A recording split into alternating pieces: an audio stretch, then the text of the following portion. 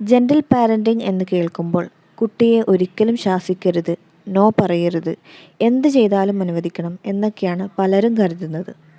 പക്ഷേ അതൊന്നും gentle parenting അല്ല.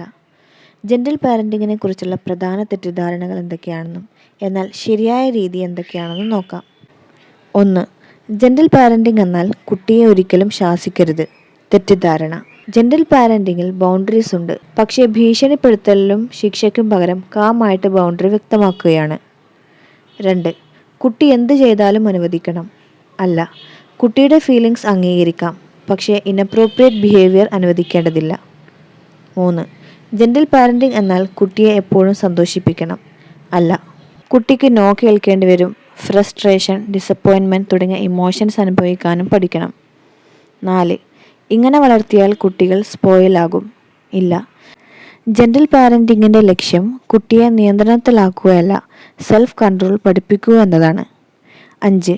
പാരൻസ് എപ്പോഴും കാമായിരിക്കണം. തെറ്റ്.